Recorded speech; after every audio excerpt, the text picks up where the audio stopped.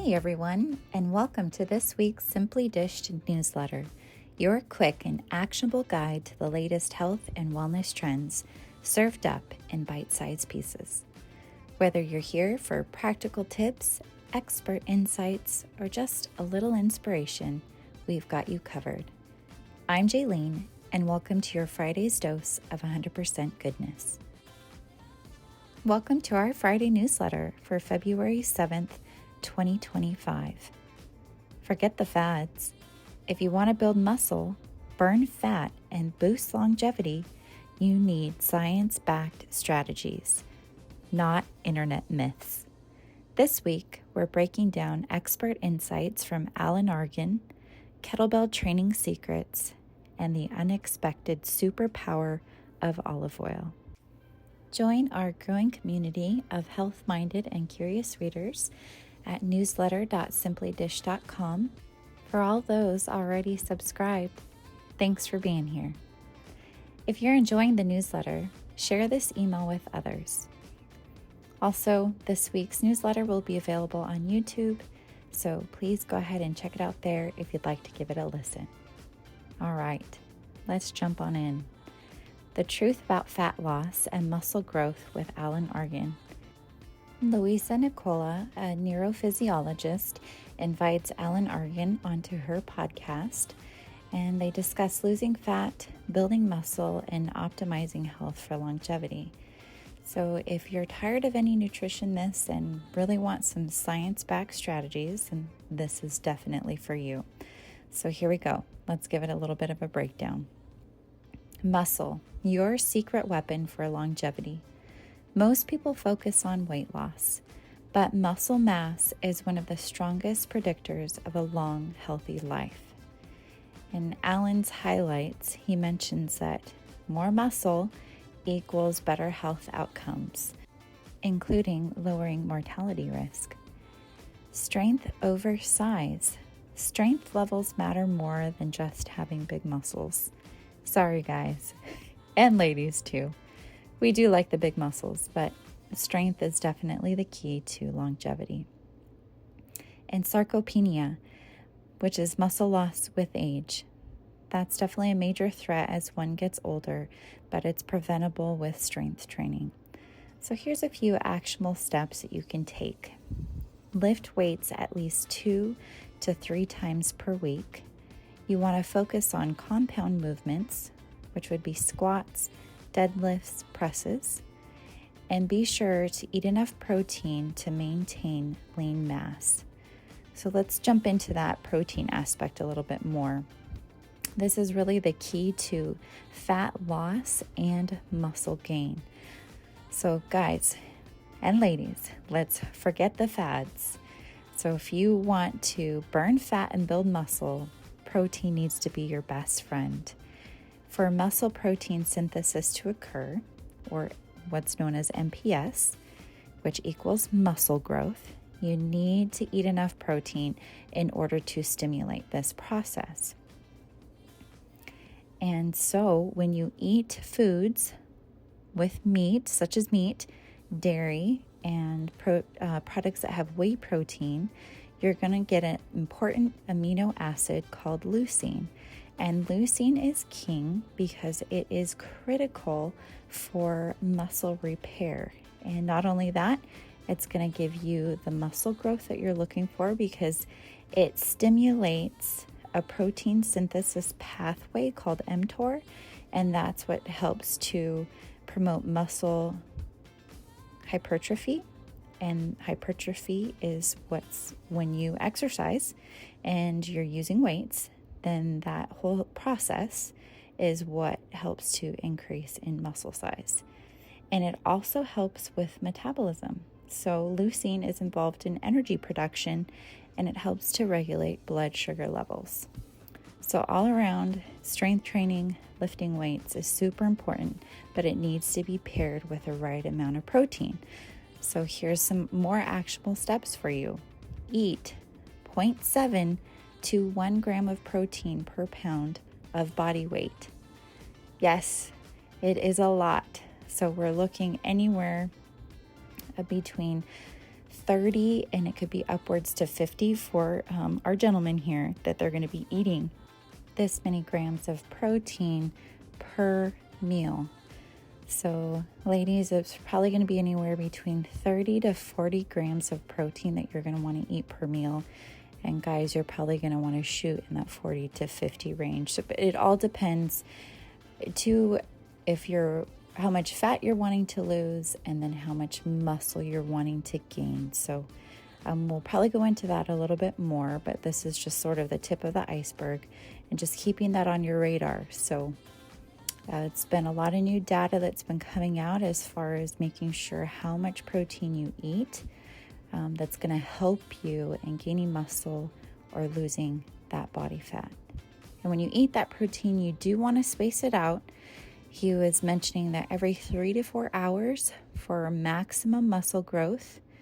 And if your metabolism is a little bit faster, you may want to look at eating every 2 to 3 hours. You want to prioritize whole food sources, so lots of veggies, lean meats, but you are probably also going to want to supplement with protein powders. They are just as effective. It can get hard when you're hitting those higher protein amounts to chew for all that amount of time. And so having those protein powders and those shakes really help you to hit your max on your protein, and it be a little bit easier on your stomach and your digestion. So now for strength training. How much do you actually need? Well, according to Alan Organ, you don't have to live in the gym to see results. He breaks it down, calling it the minimum effective dose, which Tim Ferriss coined in the early 2000s. And this is what's really going to help you to maintain strength and muscle. So how do you do it? Well, 2 to 3 times per week is enough for general fitness, for working out. And remember that strength training over cardio for longevity is what's really going to put you into that stronger category for that longevity with life. They're saying, though, now that you do want to pair both. So yes, strength training, so lifting those weights is very important, but you do want to have bursts of cardio. And we're going to have some exercise a little bit later to help you out with that. And remember that when you're training, again, train for strength versus size. So if you're looking for strength or for toning your muscle, you do want to lift with heavy weights. And when you lift with heavy weights, you're not going to look to do a ton of reps. You're going to look to do 3 to 6 reps per set. But if you're looking for muscle growth to get that hypertrophy, then you want to use moderate weights. And you're going to increase your reps from 3 to 6, and you want to be in the 8 to 15 reps per set. Okay, so let's go over a little bit and how you can build that muscle. So if we're looking at training at least 2 times per week, you want to do what they call progressive overload. So each time you go to the gym or each time you go to the workout with weights, you want to increase the weights each time you work out. And so then that's what they call progressive overload. So you're overloading that muscle each time. And you want to adjust the intensity based on how you feel. So if you're feeling fatigued, maybe you didn't spend enough time in recovery. So you want to make sure that those go hand in hand. You got to have good rest days, and you got to have really good training days. And for women, listen to your body. We know at that time of the month that you really may need to adjust your training intensity based on those hormone fluctuations around your cycle. So just listen to your body, do what you can, don't get frustrated, and then just start back right up when you feel better. Okay, he mentioned something a little bit about diets and what actually works. There's so much out nowadays: keto, intermittent fasting, low fat. So what Alan mentions is that caloric balance is the number one factor in fat loss He says not insulin, meal timing, or carb intake. And interestingly enough, I did just listen to Andy Galpin's podcast this week on Perform, and he discusses actually something very, very similar. And he talks about how to boost your metabolism and lose the fat. And he discusses a science-supported methods to boost metabolism and maintain sustainable fat loss. So he goes into that caloric balance, discussing your total daily energy expenditure, your TDEE, and all the factors that go into affecting your metabolism and why or why not you're burning fat. So as far as that caloric balance goes, it's really the number one factor in fat loss because it deals with your energy intake, your energy expenditure, so the calories that you consume and the calories that get burned. So your body will burn calories through exercise and other physical activity, but your body also has what's called the basal metabolic rate, and that's just the minimum energy required to maintain all your vital functions running. So aside from that minimum requirement that your body needs, then you need to look at that total daily energy expenditure, and that's where you're able to calculate if you need to have a caloric deficit or increase in your calories. So caloric deficit if you want to lose weight, increase calories if you need to gain more muscle. Okay, so enough on that little tangent. Let's get back. So he talks about diet sustainability. So choose something that's going to be sustainable for you over perfection or over stressing about a diet plan to the T, because really the best diet is the one that you're going to stick to. And as far as ultra processed foods, he says they aren't always bad.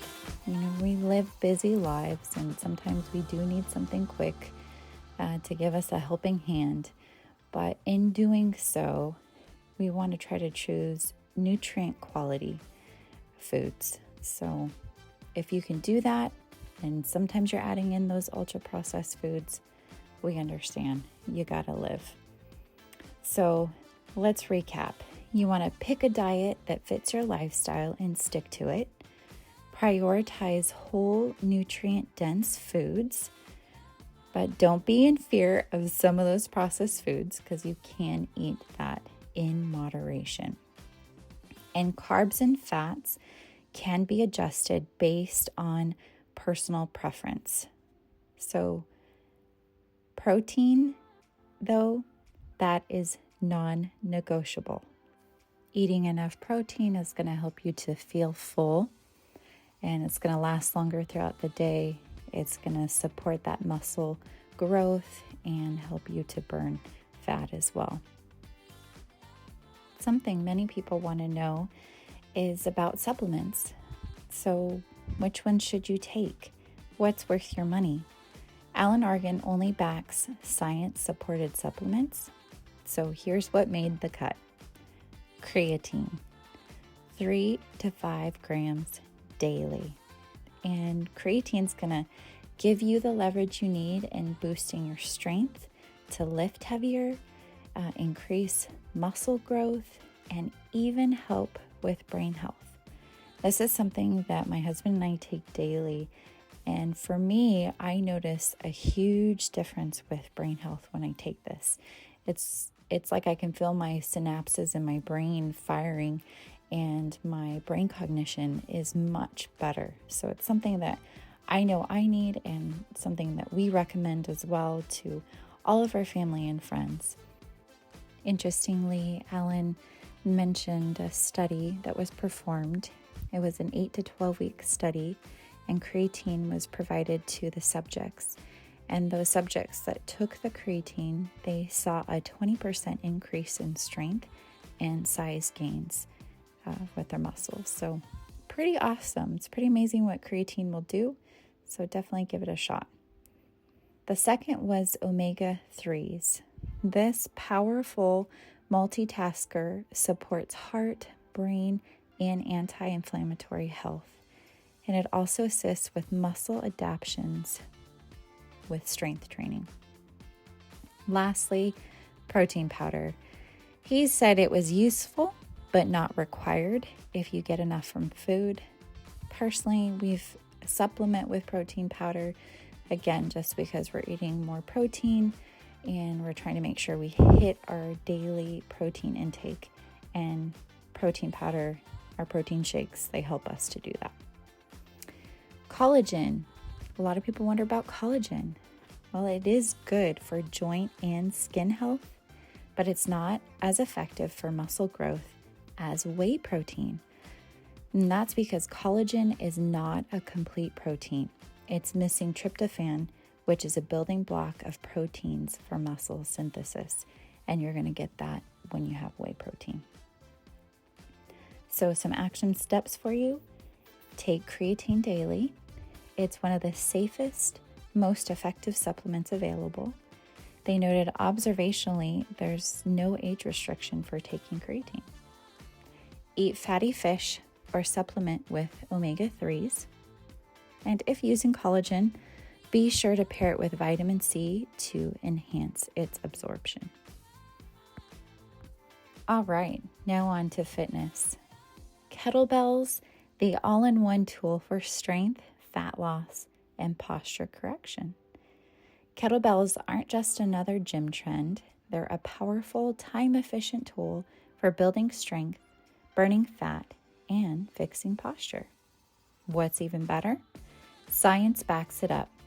A study in the Journal of Strength and Conditioning Research found that just 6 weeks of kettlebell training significantly improved both maximal and explosive strength without traditional weightlifting. But kettlebells aren't new. Their roots go back centuries. And today, they're used by everyone from elite athletes to busy professionals looking for a smarter way to train. Let's break down why they're so effective and how to use them to upgrade your fitness. How kettlebell swings torch fat, build muscle, and boost your heart health. If you could burn 20 calories per minute while building muscle at the same time, would you? That's what kettlebell swings can do.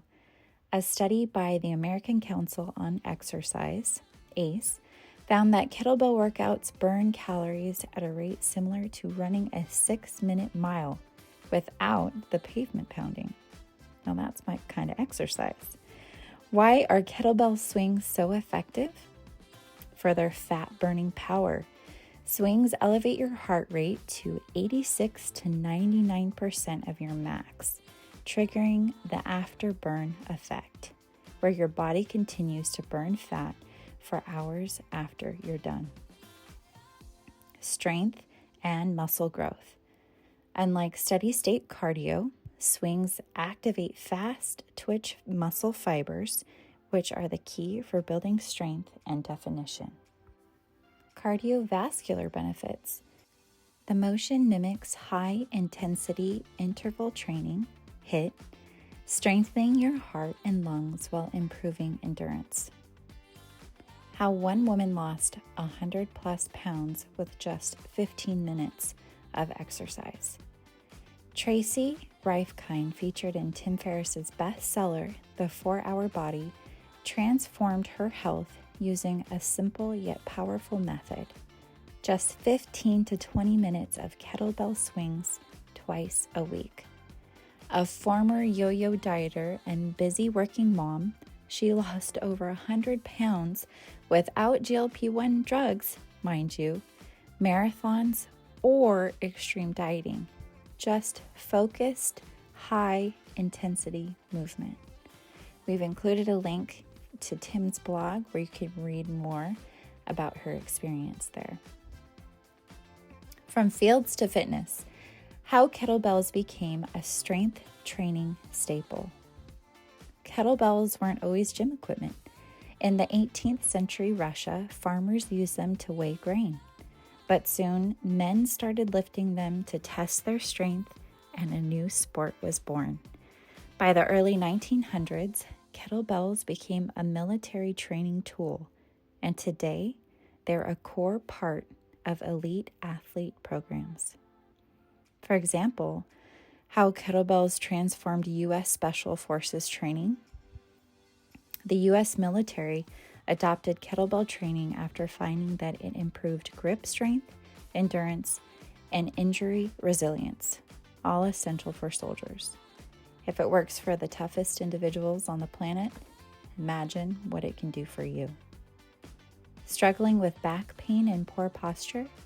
Your posterior chain might be the culprit. If you sit for long hours, your posterior chain, which includes your glutes, hamstrings, and lower back, it weakens, leading to chronic back pain and poor posture.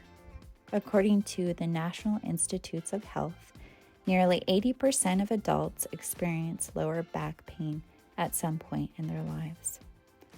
So how are kettlebells going to fix this? Well, they give you stronger glutes and hamstrings. Each swing activates the entire posterior chain, so it helps to reduce pressure on your spine. Postural correction.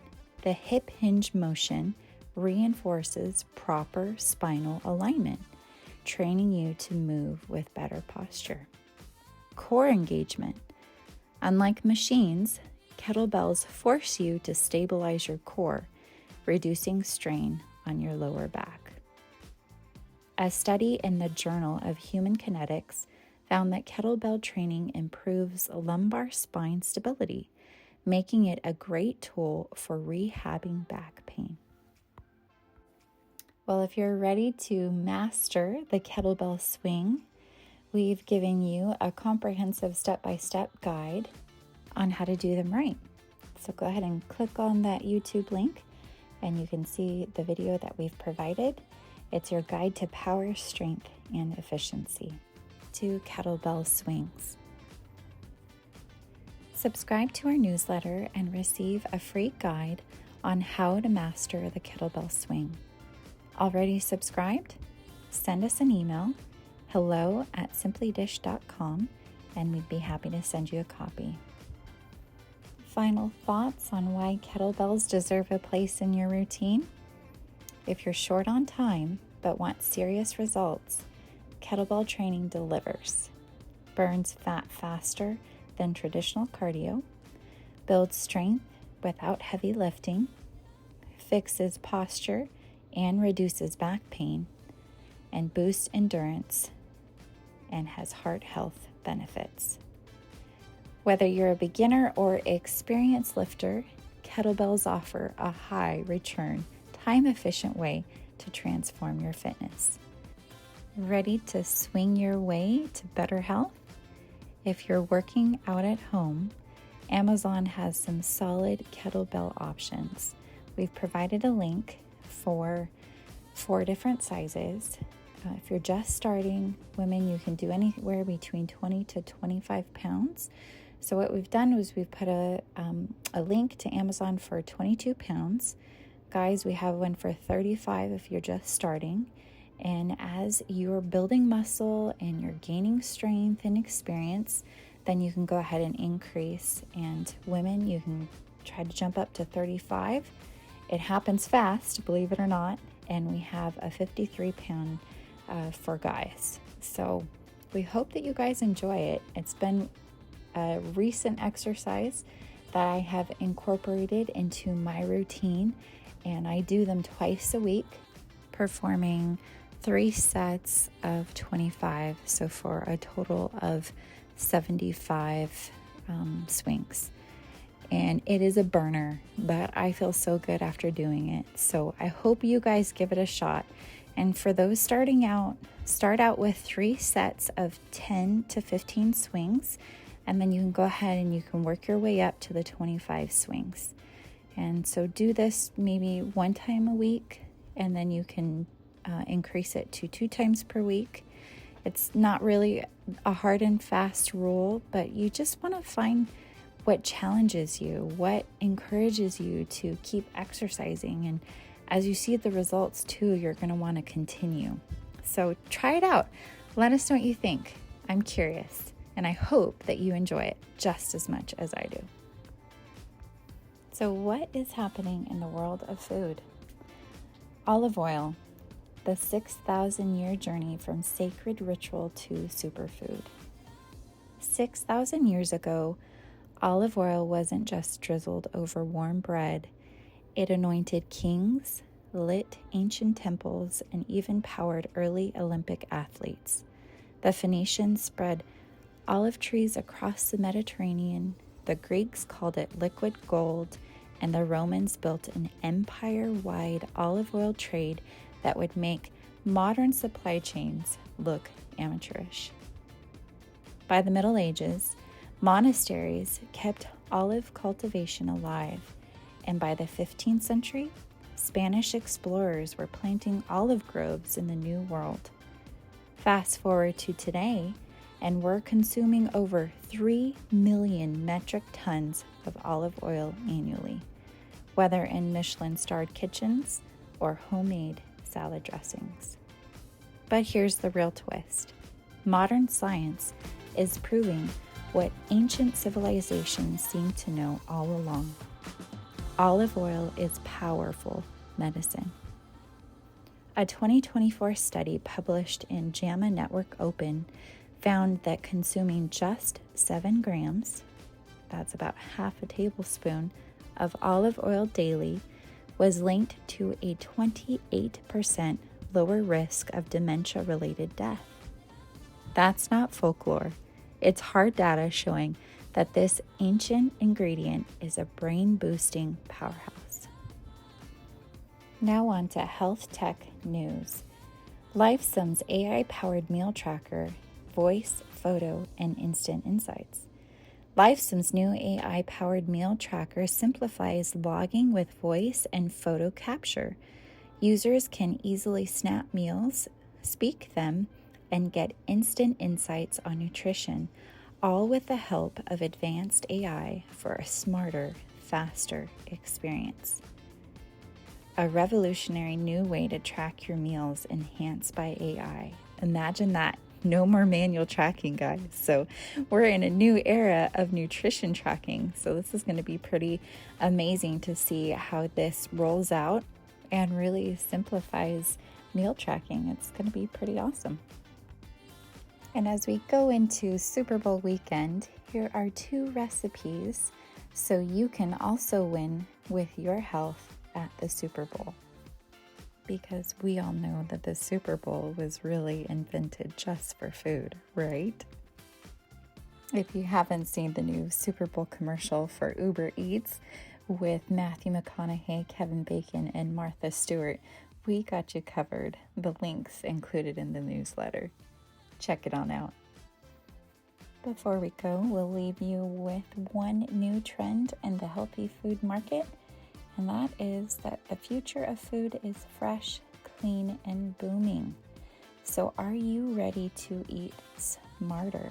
The global healthy food market is on a rapid rise, projected to reach $2.2 trillion by 2035.